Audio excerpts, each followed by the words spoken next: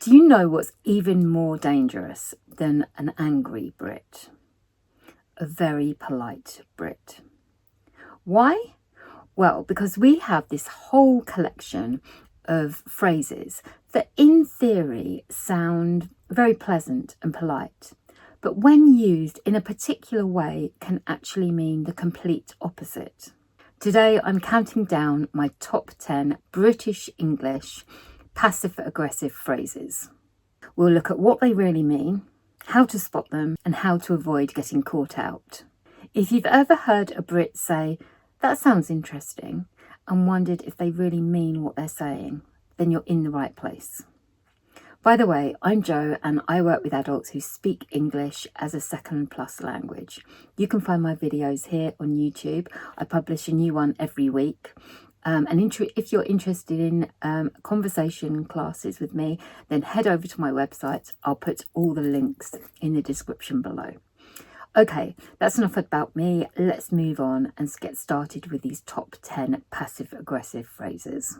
So let's jump straight in with number 10, which is "I'll let you know," which is our polite way of saying no without actually saying no. And to be honest, without actually being very polite. For example, a friend might say to you, "Do you fancy coming to the cinema at the weekend?" And instead of saying just, "No, it's not really my cup of tea," we will say, "I'll let you know." "Do you fancy coming to the cinema at the weekend?" I'll let you know. But in fact, we have no intention of letting you know ever. Now, like I say, it would be a lot more simple for us to say a direct no, but British people are afraid of conflict. And by and large, we're people pleasers. So by avoiding saying a flat no, we think we're being nice by saying, "I'll let you know." Number 9 is right. On paper, right seems harmless enough, right? But in real life, used in a particular way, it can be a conversational full stop. Let's look at the friendly version first. "Right, should we get going?" Friendly, enthusiastic, and pleasant enough. Now listen to the difference in this version of right. Imagine you're in a conversation with somebody and they say something like, "I don't bother doing recycling. It's a waste of time if you ask me." And you don't really know how to respond because you recycle everything, and it's just a conversation you don't really want to have about recycling. It seems a bit of a provocative comment to make. So instead of saying "I don't agree" or confronting this opinion, you could just say, "Right." Notice the long pause and the flat tone here. That's British for "I don't really want to pursue this conversation." And the longer the I in right, the less convinced we are by what you've just said. Right. This kind of right is slightly scathing and disparaging. If I use any words that you're not sure about in this video, make sure you download the transcript where I'll provide some of the definitions for words. Right? Right. Phrase number 8 is "That's interesting." Now, "that's interesting" sounds curious and open-minded, and it is if it's said in a specific way. That's interesting. However, used in passive-aggressive mode, it can mean the complete opposite. It can mean, "I'm rather bored by this conversation, let's move on," or "I don't agree with this," or "I don't really want to give this conversation the time of day." For example, somebody might say, "I think it might be a good idea to start our meetings at 7 a.m. And the other person might reply, "That's interesting." Now, they don't find it interesting at all. Again, it's a way of avoiding a conversation that they don't really want to get involved with. "That's interesting" with a polite smile signals a kind of "that's completely crazy and we both know it's never going to happen." Do you see what I mean? Are you ready for phrase number 7, which is a simple "no, it's fine"? This should be easy, right? This should be, no, it's fine means, no, everything's okay, don't worry about it. And in some situations, it does mean that.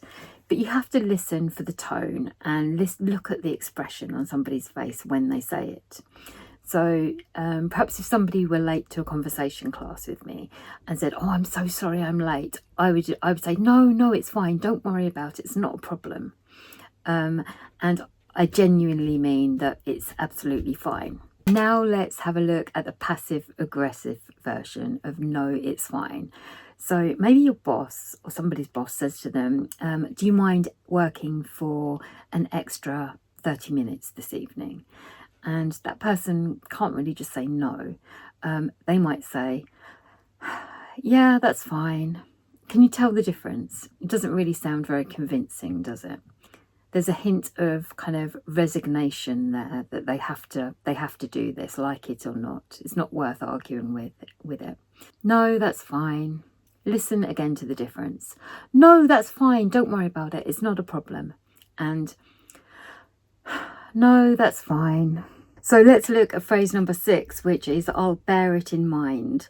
And when you hear this phrase, I'll bear it in mind, you might think that it means I'll consider your suggestion. But more often than not, it means I've already decided it's a no.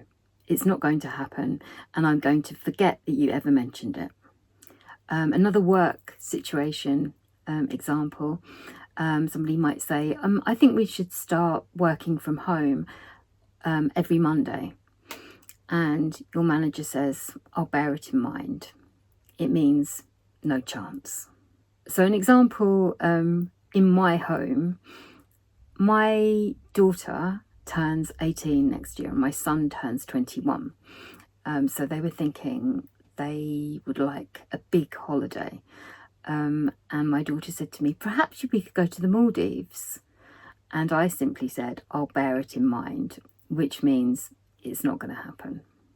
It means, do you really think I can afford a holiday for the 3 of us to the Maldives? No chance. Let's move on to phrase number 5, which is if you like.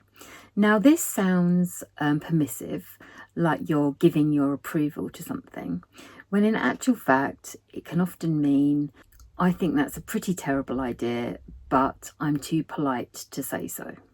So let's have a look at a situation. Imagine 2 women, 2 colleagues, and one says to the other, I met this new guy a month ago, and I'm thinking of moving in with him. And the other woman is slightly horrified by this, but doesn't really know what to say. She doesn't know the woman well enough to say, what on earth are you thinking of? She might just say instead, if you like. It's almost a way of saying, I really don't like the idea of that, but if you like it, you do you. Number 4 is I'm a bit disappointed. And I'm a bit disappointed is pretty much a masterclass in British understatement. We might use the word a bit to shrink down our emotions a bit, to make them more palatable. But in reality, that bit is doing quite a lot of heavy lifting.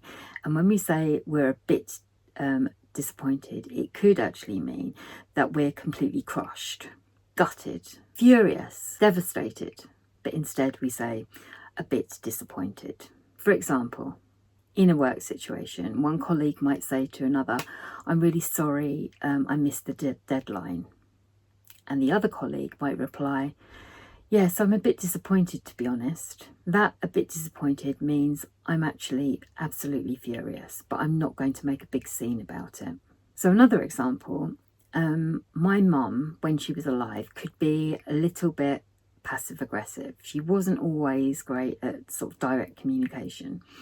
And when I told her once that I was going to drop out of a course, rather than say that she was really upset by it or that she was worried about me, she just said, I'm a bit disappointed.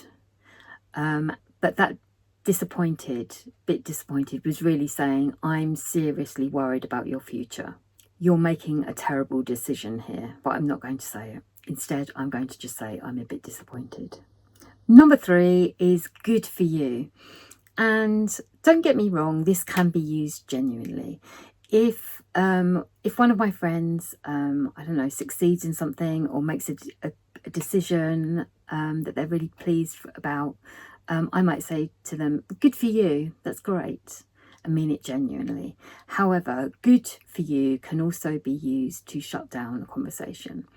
So somebody might announce something that they're quite pleased with, like I've just bought a brand new car, and the other person might shut down this conversation by saying, good for you. It's a way of saying, okay, I'm going to acknowledge what you said, but I'm not really impressed by it at all.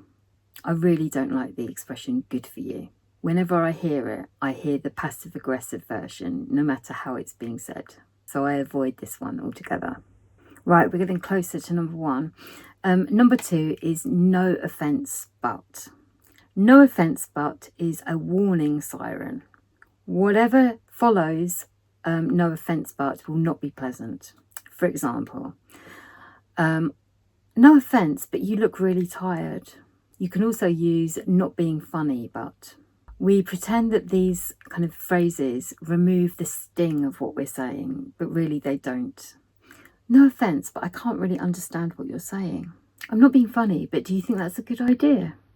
Are you ready for the absolute jewel in the crown of British passive aggression? In the number 1 spot is with all due respect.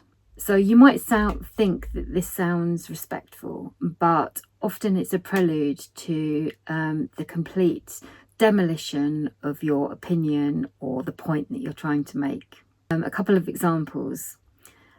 With all due respect, you don't really know what you're talking about. With all due respect, I don't think that's a great idea. With all due respect, I think we should consider other options. Somebody might also say, with the greatest respect. But like I said, really, there's no respect there at all. With all due respect is supposedly a way of softening the fact that they don't respect your opinion. So that's my ranking of my top 10 British English passive aggressive phrases. What did you think? Have you heard any of these before? Tell me in the comments. And also tell me where you're watching from today. Like I said at the beginning, on my website there'll be a free PDF to download where I'll provide a full transcript of today's video, and I'll also include some of the vocabulary that I've used today, along with all the phrases, obviously. If you enjoyed today's video, then please give it a thumbs up and consider subscribing to my channel for more British English. I'd really appreciate it. And with all due respect, you better not miss my next video because it's going to be a good one. Take care, and I look forward to seeing you next time. Bye.